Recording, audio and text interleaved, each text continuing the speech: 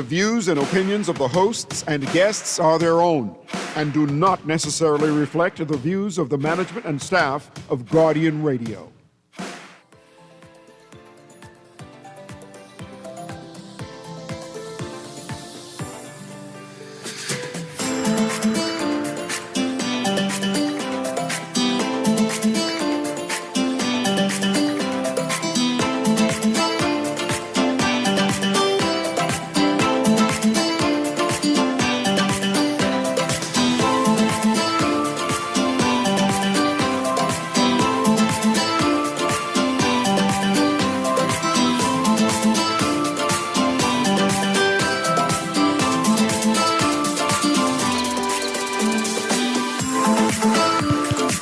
Good morning and welcome to Guardian Radio AM. Today is Thursday, February 26th. It's a little after 11 o'clock in the morning. And once again, this is C.A. Newry, and I shall be your host for today.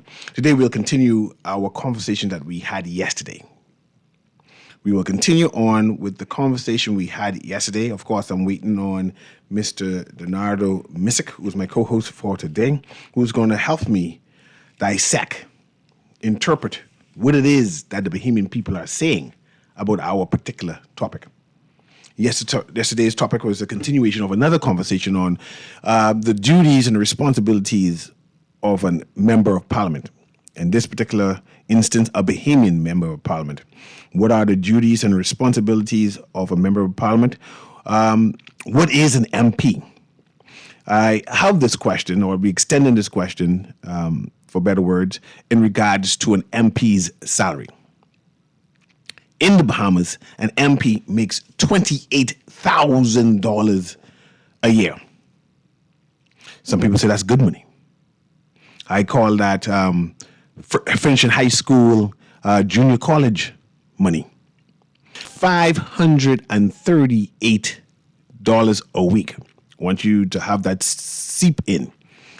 More likely a college graduate, a professional in their own sphere, a leader in their own right, a community organizer.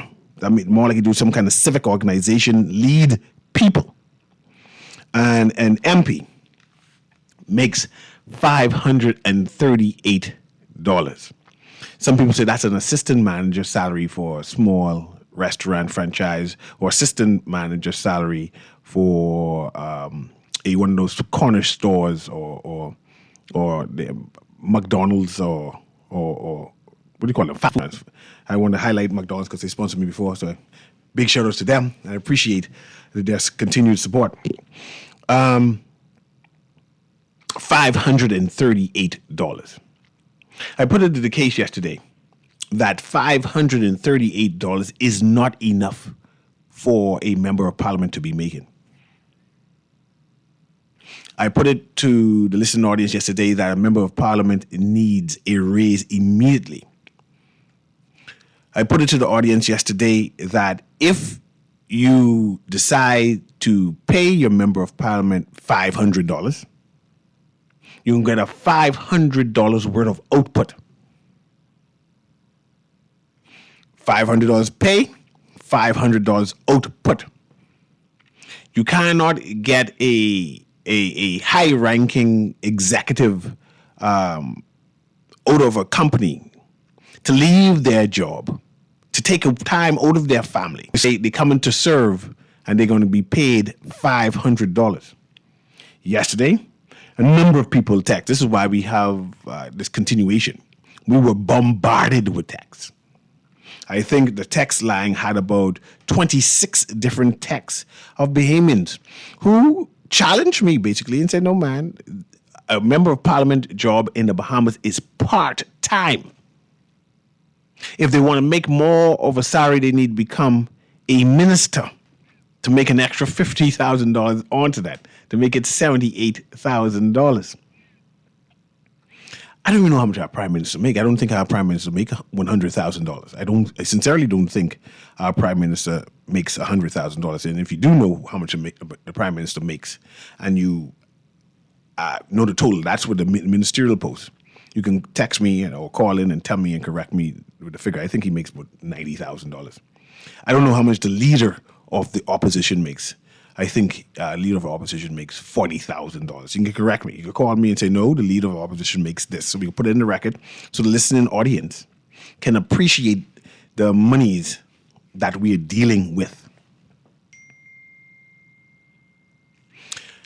I believe that we need better quality member of parliament, better quality politicians to put their self forward to herald the country, to promote the country, to manage the country. I believe we need better quality members of parliament, better quality people to put themselves forward. We have now a number of different types, walks of life of people now putting themselves forward, and it's cool. There should be different types of people in parliament. There should be, besides, there should be some businessmen. And not just high exec businessmen or accountants, whatever it is, some mechanics. Well, I'm hoping that's a high-end educated mechanic who could voice their opinions. There should be some street sweepers, some laymen, ordinary carpenters who do community-minded work. And they've put themselves forward in the community, say, no, they're a good organizer. So therefore, they deserve a chance, an opportunity to debate laws. So, but let's get into the rules of what an MP is. So a member of parliament, or MP stands for member of parliament, a person elected by citizens to represent them in the country's legislative body, right? Say an MP speaks on behalf of the people in their constituency, their district. I know we have a discrepancy about that and speaking on behalf of their constituency. Because there are a number of people charged that their MPs do not speak on behalf of the constituency. They speak on behalf of the party. In the Bahamas, their constituency can say one thing, but if the party says something else in our system, usually the member of parliament yields to the party. We've had members of parliament who've challenged their political party, and they got fired. One of them, I think, if I can remember correctly, was that the young gentleman, Travis Robertson. I think he's about 21, where he challenged the increase of VAT tax or some sort. He get fired quick. He learned his lesson quickly. I remember that. I said, the young boy stand out. I was commendable of him, but he lost all of his appointments after that and just became a member of parliament making $28,000, right? An MP speaks on behalf of the people in their constituency or district, raising local concerns. That's the next thing. I'm not sure if our member of parliament tend to concentrate on local concerns. Jobs and economic development, roads and infrastructure, education, list of things that a member of parliament should be talking about. And then you could go and ascertain whether you're a member of parliament, talk about these things and advocate for these things. Because we can make this personal now. We can talk about people who call in, if they do call in, or people who text. Think about your personal member of parliament and wonder and interrogate whether he does these things. He raised concerns, local concerns about jobs and economic development, roads and infrastructure, education and healthcare, social services. 2, they make and vote on laws. We know that's what they do. MPs debate bills and vote on legislations that affect the entire country. Number 3, they oversee the government. They question government actions and spending to ensure accountability. I'm not sure. I know the opposition tend to do that. I'm not sure if we ever had any large amount of backbenchers who challenged their own sitting party. And these are things that we need to discuss on whether members of parliament are working part-time. They also help individuals. There are times we debate and say, it's not our member of parliament job to do this and not to do this. This as jobs of the MP. They help individuals. MP often assist citizens with issues like government services, immigration matters, housing and social aid.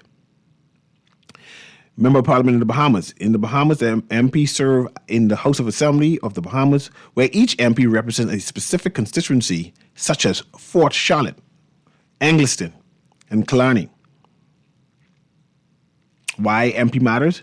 MPs are the link between the people and the government. A strong MP can advocate for community needs, influence national policies, ensure fair governance. A member of parliament is entrusted with representing the people and helping govern the country. Their duties combine lawmaking, advocacy, oversight, and community service. He is the voice of their constituency, and their duties include listening to community concerns, advocating for local projects, roads, schools, clinics, raising issues affecting residents in Parliament, and holding town hall meetings with citizens. And it goes on, this goes on, basically the things I've already mentioned before. So yesterday we had a number of texts, a number of callers also, who said that the MP 9 to 5, they put in 3 hours, perhaps a day. It is a part-time job. And I'm saying that just to prepare for Parliament to debate sometimes takes weeks of preparation and research. Just to find out and assist constituents if they need records and documents and social services help. It takes time to do the research to ascertain what services is benefiting from them. If you add in the constituency meeting, which is a monthly thing, is a constituency meeting monthly or is it weekly? But it definitely, there's a weekly meet the MP day where every week the MP is in-house at his constituency office where he meets his constituents and whatever concerns they have. So when you add up Monday through Friday, and don't forget that they have activities and socials, an MP tend to work at least a 37 hours a week day. Is that part-time? Is 37 hours a week part-time? And if the MP, and again, we're not talking about MPs who have other assignments in terms of a minister of that or chairman of that. We're just talking about a regular MP. Does the MP have time for his real job? Let's use that. Real job, MP job. Because we're trying to say that the MP job is not a real job. The consideration is giving back time for spare time, right? And their real job is one that paying their bills, so their commitment and time is that. Is that what we're saying? Let's go to the phone calls just so we can continue our conversation on whether there is a need for MPs to have a pay increase.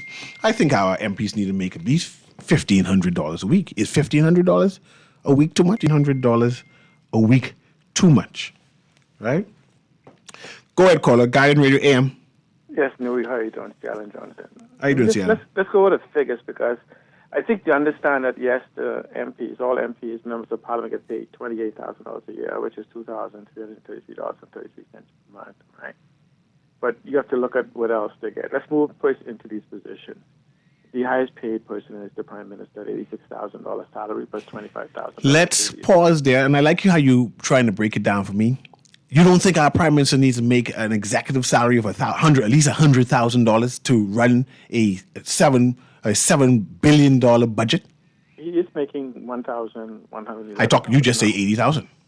No, I'm telling you, 86,000 plus 25,000 the allowance. Go ahead. Which is $111,000 a year. Go ahead. The next highest person is the Speaker of the House. They get paid $80,000 plus $3,000 to the allowance. So technically, it's the Deputy Prime Minister because even though they get $76,000, they get a $15,000 to the allowance. And then comes the Speaker with the $80,000 plus $3,000 to the allowance. Attorney General $66,000 plus $5,000 to the allowance was $71,000. Any minister with portfolio get paid $66,000 plus $5,000 duty allowance, plus $71,000. Any minister of state gets $60,000 plus $5,000 duty allowance, which brings the total to $55,000. Mind you, these are additional to the $28,800. Okay. No, see, you talk about ministers, and now you're going to think of it. It's not additional. No, I'm saying the parliamentary secretary get paid $45,000 plus $3,000, and it's $48,000. You have to add the $28,000 to all these figures I'm giving you. Okay, go ahead. Okay. Then what you have is these individuals get appointed to various different ministries, different government agencies, different boards. So those individuals who would be called backbenchers, paid just for being elected. They just may not be as sweet as some of these, and some of them even get appointed with some titles as ambassadors. Certain ones would pay. Then they get $42,000 per year, which is $3,500 a month. I can pause you there. Can you give me an example of anyone like that? Of what? Of pay? Yes. I can call you back with if I could find. I do have a list of which I've extrapolated for most appointments for this under this administration and the previous. Okay, so we can use that example then. So you bring it. I'll pull it back up. But to government agencies, when they get these these other agencies, they come with pay. They're not like, oh, you like say the minister water works water and sewer, right? They don't send them over there for hugs and kisses. They send them over there with a salary. But I know you're conflating it. I'm still talking about MPs. When you go into ministers, I want to know if a folio deserve to make any more money. Right. I'm saying to you, if when we begin to talk about the concept of paying MPs more, then we have to essentially begin to examine our structure of governance and what our expectations from MPs shall be. And so, I'm an advocate for full-time MPs, show your sincerity and commitment to what you're coming to do and paying them commensurate. But then we also have to then list the bar of our expectations of what governance is. And so this is where you begin to put these things like KPI and X-rate performances. So if we want to have these conversations about what MPs and other people should pay, then let's just get governance right, where we can have accountability on a daily, weekly, monthly basis, so we can see what is it that you are supposed to do and what are you doing? What is it the promises made? And let's see the dashboard on how we have progressed to this. Like use an example. Shouldn't that be done by the constituents?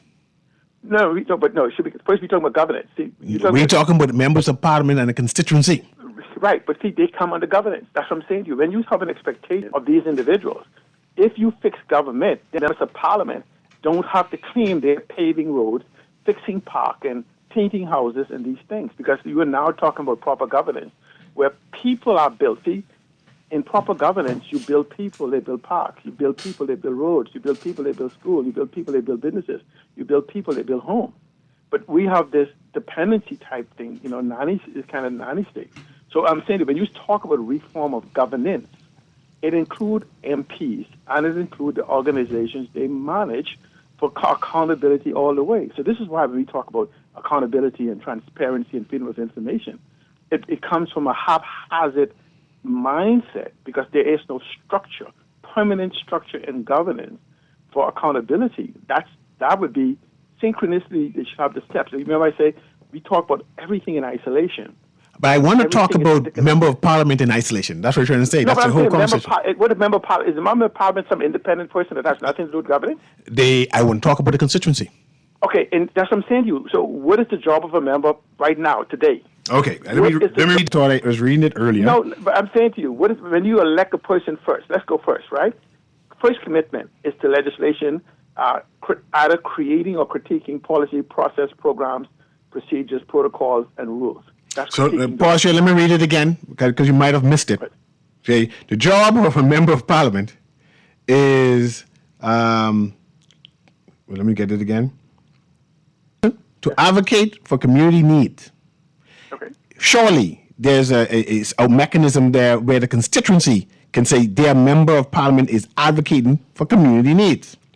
Okay. Influence national policies. Okay. No, we stick into it. Okay. Surely there's a way for the constituency can measure if their member of parliament is influencing national policies, ensure fair governance. All of this comes up under a member of parliament. And you saying that But there's We not cannot other determine. We cannot determine if the member of parliament deserve an increase.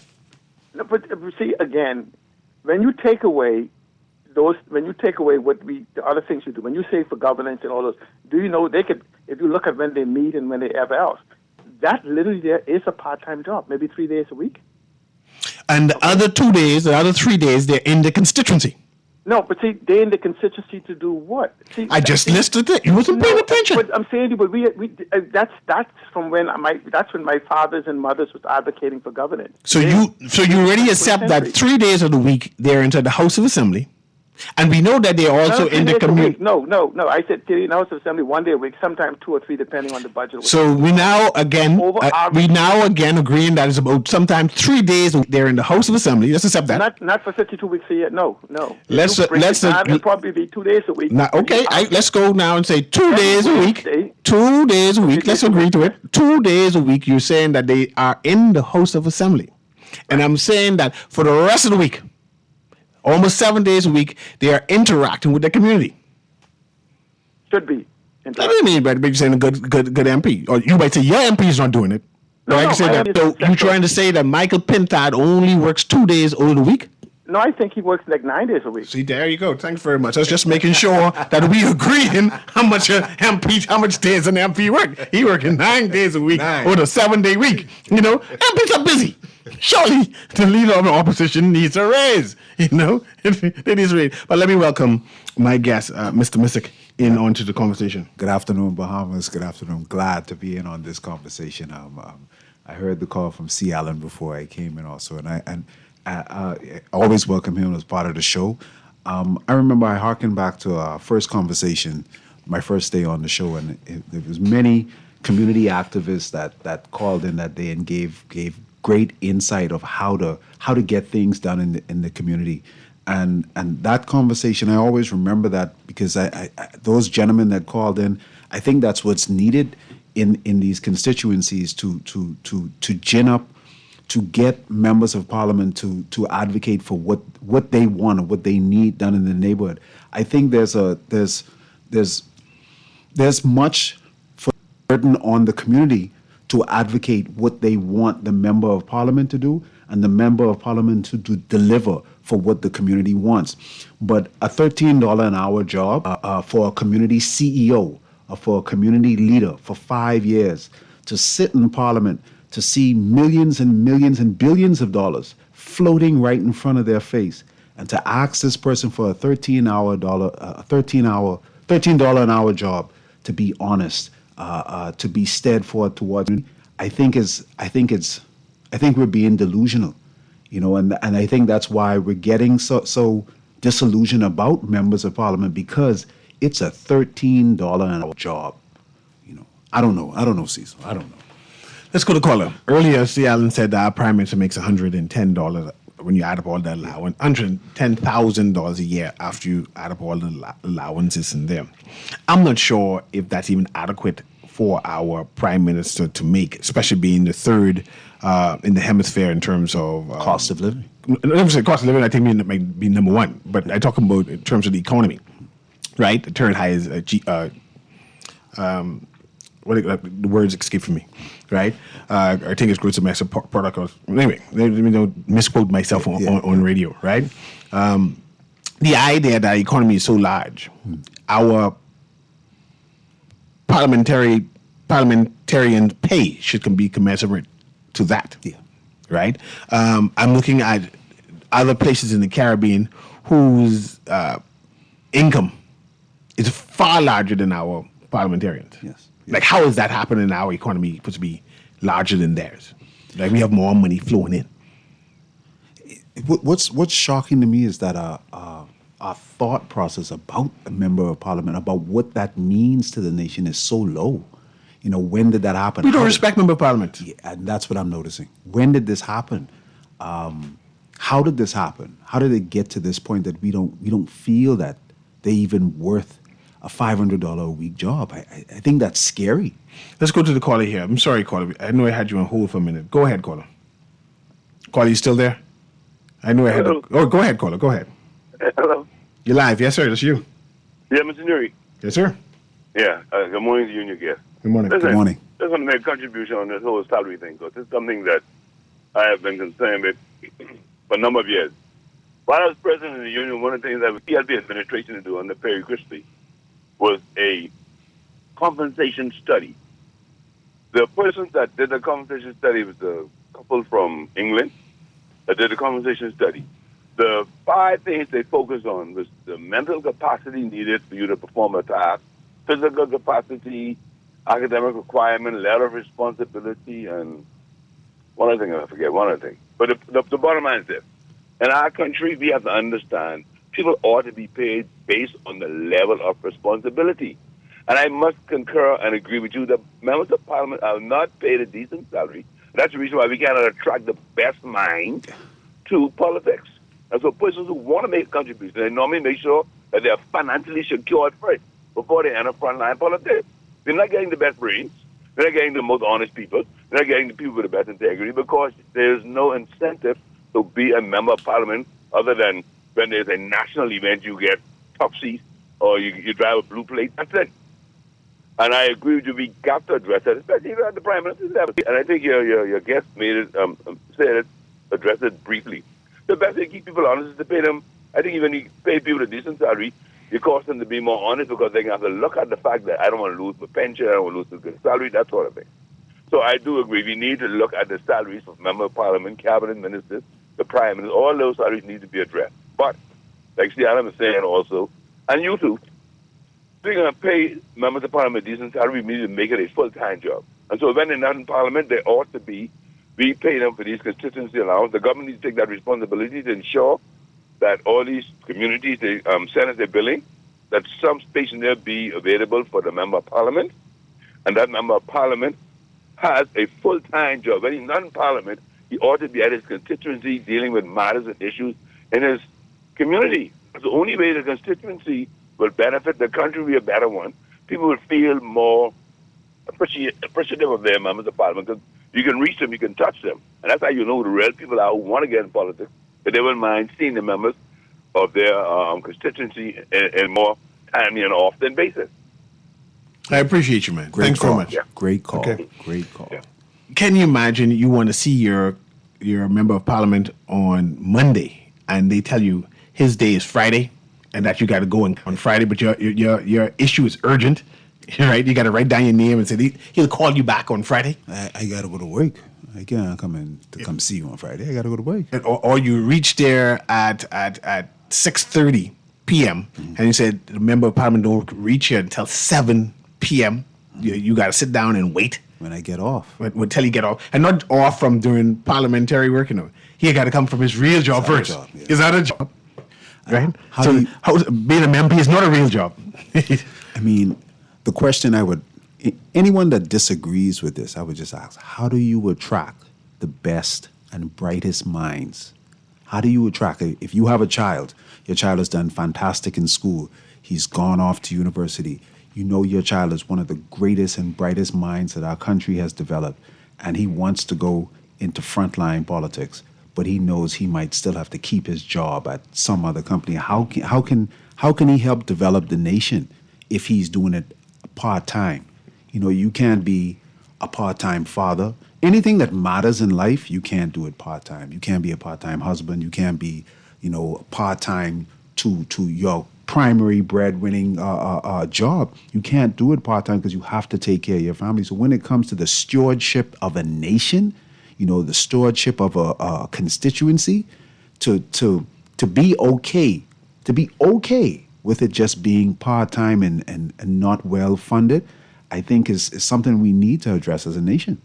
One of the things that a number of people tend to mention is that $100,000, what I call capital grant, they give to member of parliament to spend within the community. They have that. Oh, that's part of their salary.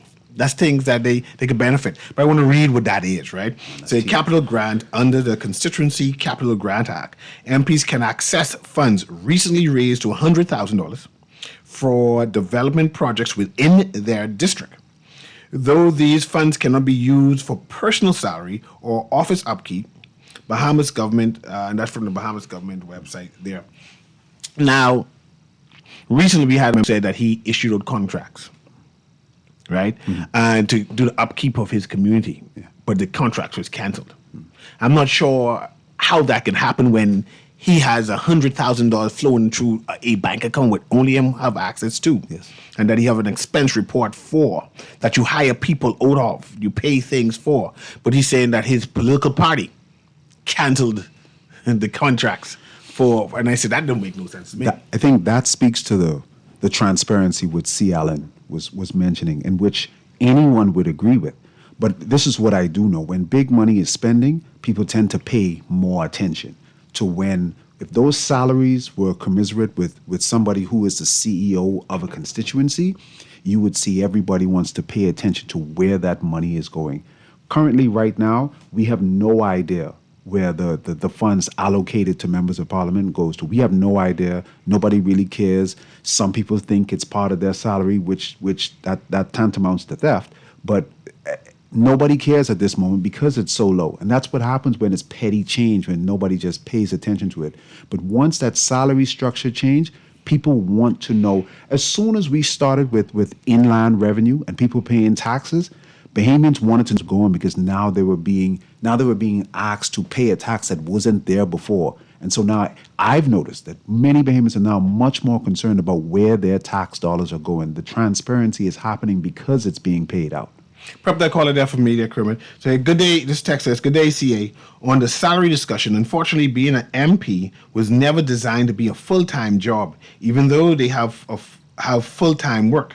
If we look at it historically, being an MP was a part-time job for the UBP that was used to provide connections and access to supplement their personal businesses. This same principle has manifested itself and remained unchanged, largely because it works for lawyers who own their own personal law firm and can use being an MP as a supplement to their personal business and vice versa. This system disenfranchises the individual who does not have their own business. It should be a full-time job, but the entire job description, compensation, and expectation would need to be amended to reflect that. The person saying, great conversation. Let's go to the caller there. Go ahead, caller. Guardian Radio AM. A pleasant good morning, Mr. Newry. Good morning to you. Mr. Newry, based on what you're saying with contracts and this and that, and that between government, not parties. In 2021 was our last election, September 16th. In May of that same year, I had a 70th birthday. I have many political friends, PLPs and FNMs, including the now Prime Minister, and other men in my yard celebrating my 70th birthday. In May of that year, the now Prime Minister told me, because he knows the state, that if they win the government, he would give me the park to maintain, because he knows I like to take care of the park in Pride State. They won. I got the contract to keep the park clean. But before May of that same year, the previous government gave me 2 acres of land off Gladstone Road, because from Mr. Pindon time, as a young 23-year-old, I was asking for farmland. Never received it from no other prime minister. But I got it before the PLP came in. I got 2 acres, and about 5 other farmers around me got 2 acres each.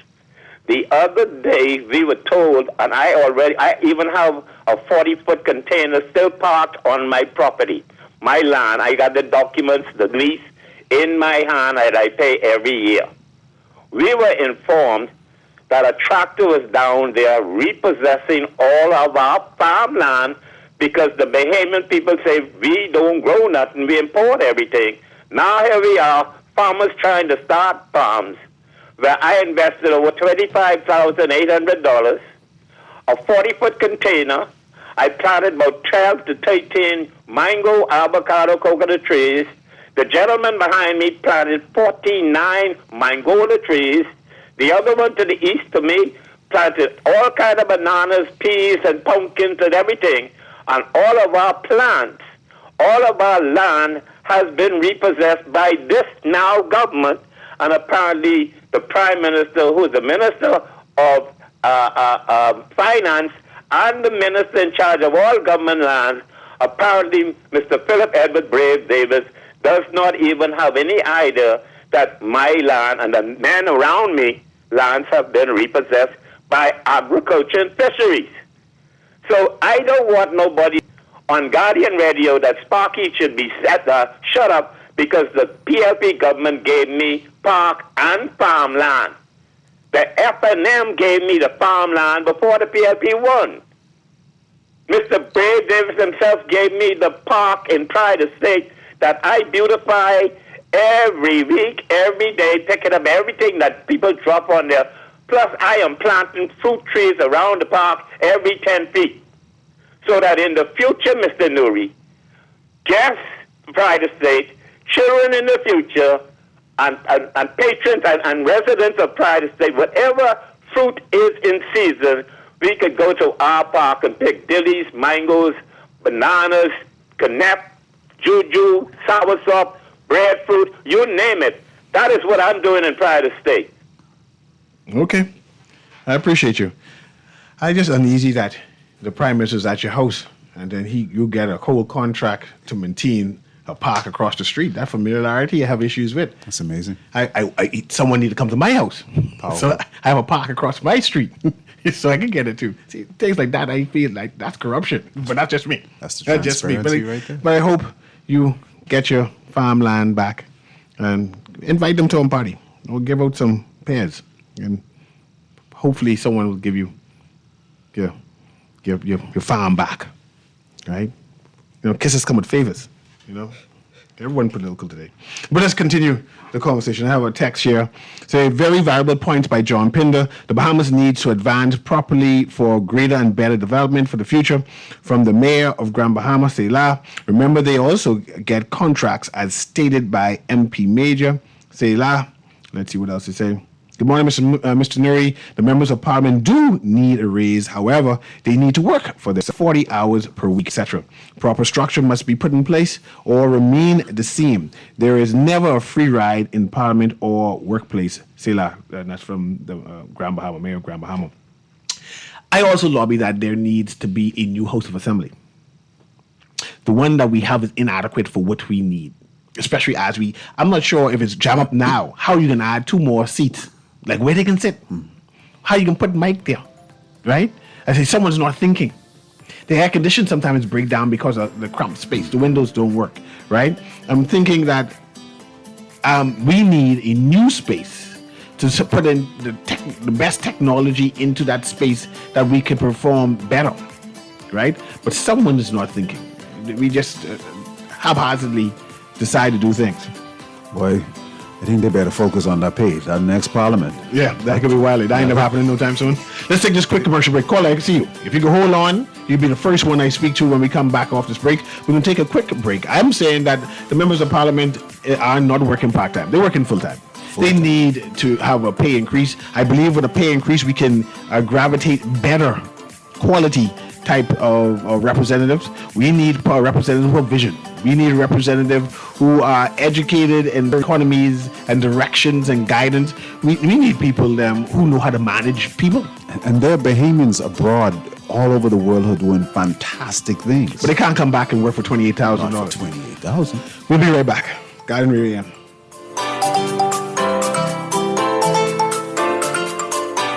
Just sign in and have a seat, please. They'll call you in for your x-ray shortly.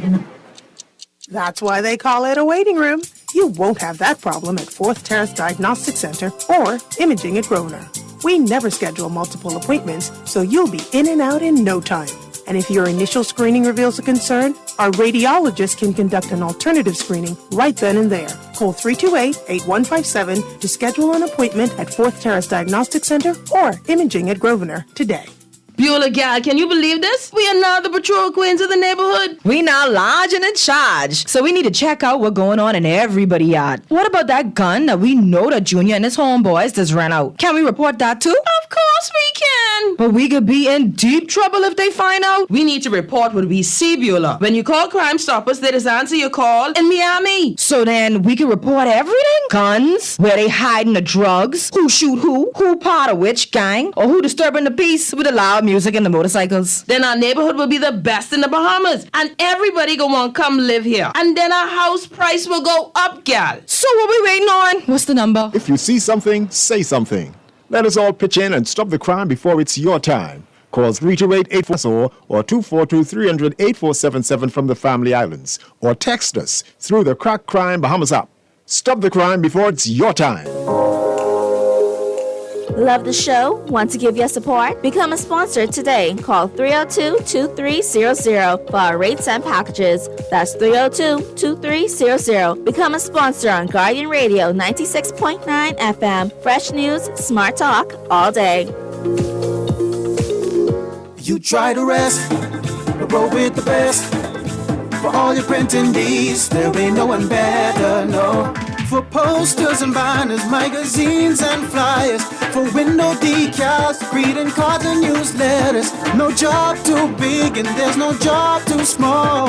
You name it, we can print it, just give us a call. Let Print Masters bring your masterpiece to life. Located in the Nassau Guardian Building, telephone 302-2361.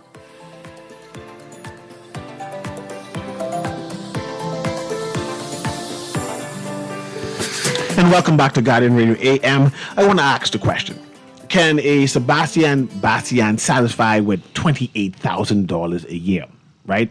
Somebody saying that he cannot become a minister a minister when he becomes, anything is possible though. Right? These governments change laws in a blink of an eye. Can a Rick Fox, NBA basketball star, so they're going to include different people, that's FNM and PLP. Can he satisfy with $28,000 a year? Can you imagine Rick Fox saying, man, I just make $500 a week as a member of parliament, an MP in the Bahamas? And do we expect him to perform? Do we expect a Sebas to perform? You see his constituency office? No, I didn't see He it. built a constituency office from scratch. Oh, yes. They I built did. it. Other people were rent building, and maybe renovate. They built the whole thing. So, anyway, let's go to the caller. Guardian Radio AM with CA Newry. How you doing, caller? Good afternoon, CA. Good afternoon. How you doing? How you doing, my brother? Doing well, man. Good afternoon, my blessed Bahamas. CA, I will make 2 or 3 comments, and then I can comment on what's Sparky, my boy, Bucket Mouth. First of all, I really believe that the parliamentarians are supposed to get a raise. They need a raise. Maybe they'll be more honest. You know what I mean? Another thing, too, is that we don't need to build a new parliament bill right now. Put that on the back burner. Now the parliamentarians see, like when we send our children away to universities and colleges, come up with their master's degrees and bachelor's degrees. Now, Ty go know how lose both feel. You see what goes around comes around. Most politicians, most guys who go in the whole assembly, they know how much money they get. A lot of them is multi-millionaires. It ain't about the money no more, you know. Some of them is about the prestige, driving around our red blue, super driven cars. You know what I mean? That's what they want. They can travel. Oh, I'm an ambassador already.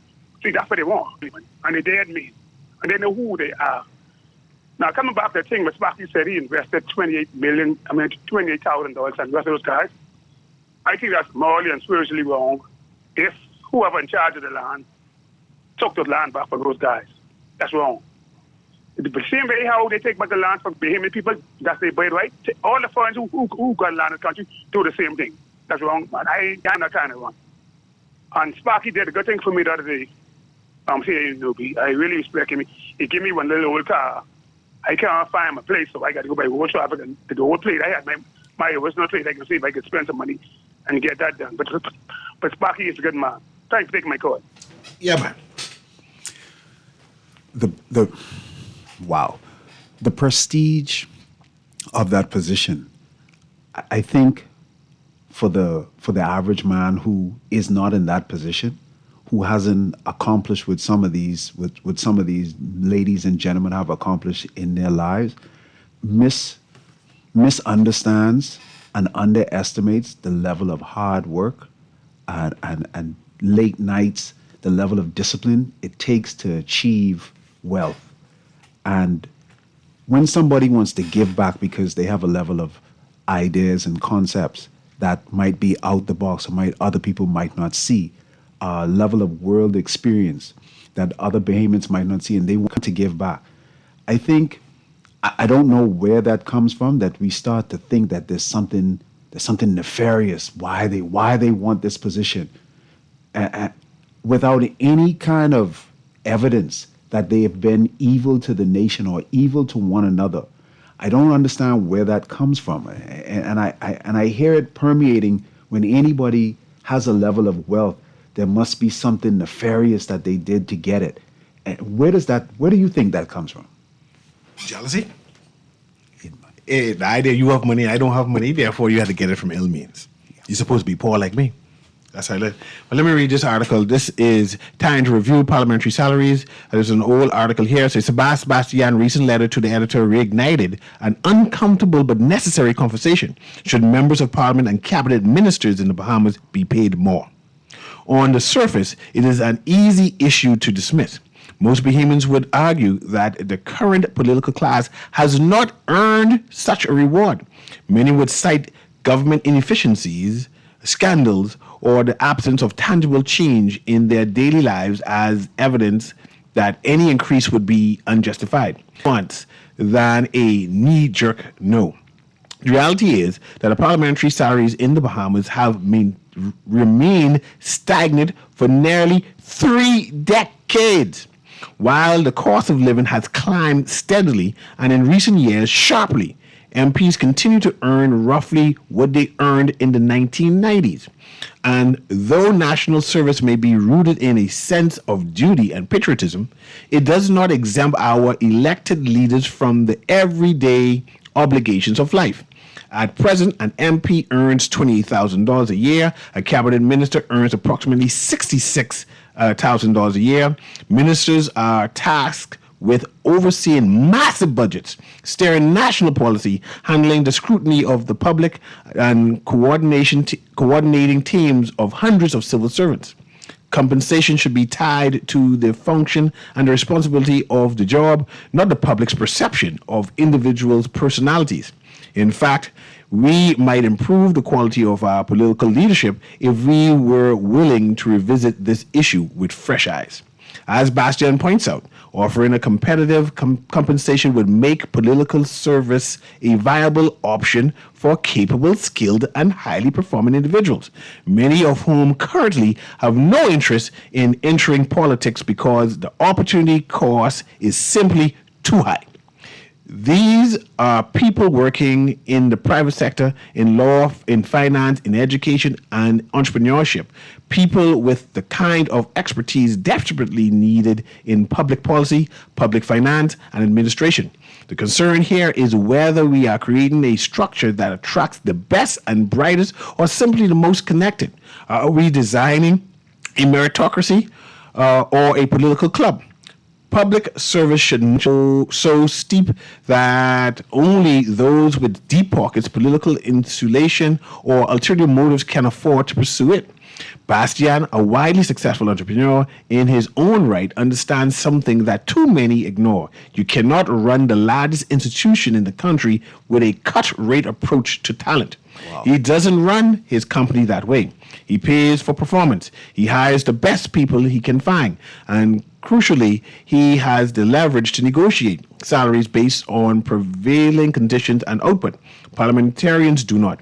Their salaries are written into law. There are no bonuses or for exceptional service, no COLA increases, and no real performance-based incentives. Their pension contributions come out of their own pockets, even in lackluster tenures. It's still national service, and that comes with cost. Of course, a salary bump alone won't cure what ails our political culture, but the agreement here isn't that better pay will guarantee better governance. It's that we stand a better chance at improving governance when we remove financial disincentives that discourage serious professionals from entering the arena. The biggest hurdle in the debate has always been how it looks. A room full of politicians voting to raise their own pay is politically suicide in many parts of the world, and the Bahamas is no different. But that doesn't mean the issue should be shelved. indefinitely. There are ways to approach reform without compromising public trust.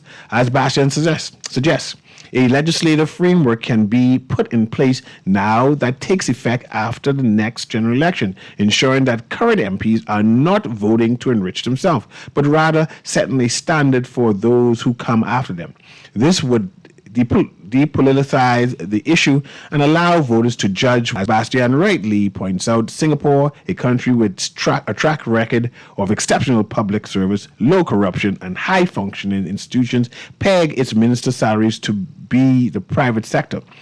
Their goal was to attract the best and keep them, focus and remove financial vulnerability that could open the door to corruption or conflicts of interest. The result has been decades of stable, visionary leadership. Of course, Singapore is not the Bahamas, but the principle still applies. The quality of your government is only as strong as the people you elect to lead it. And while no salary can buy integrity, competence, and foresight, low compensation is certainly no guarantee of it either. Let's go to the phone lines and consider that. Mr. Go ahead, caller. We're giving everyone 30 seconds now. Go ahead. You're live.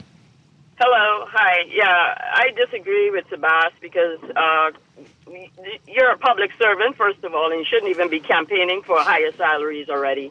You're a public servant. You're there to do a public servant job.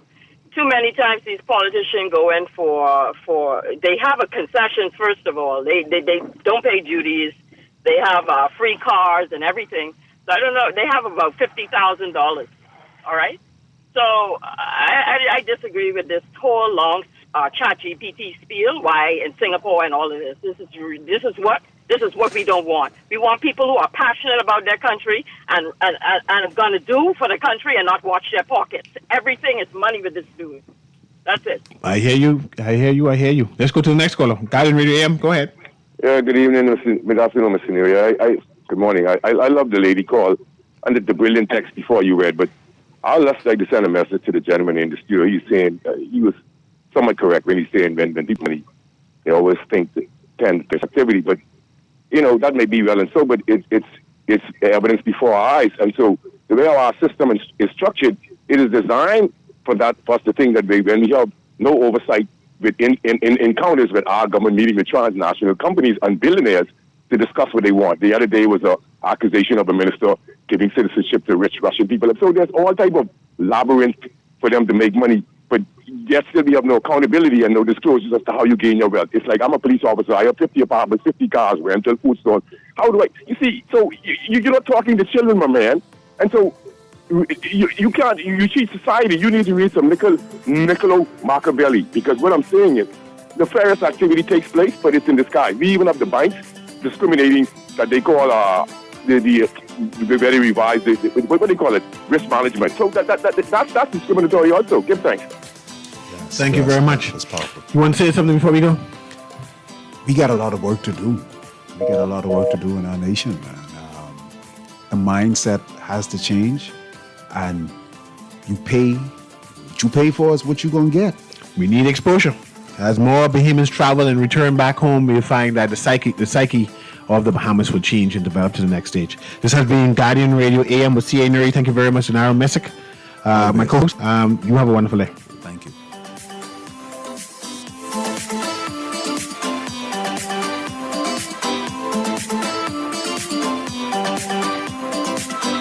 This is Guardian Radio 96.9 FM, streaming on GuardianTalkRadio.com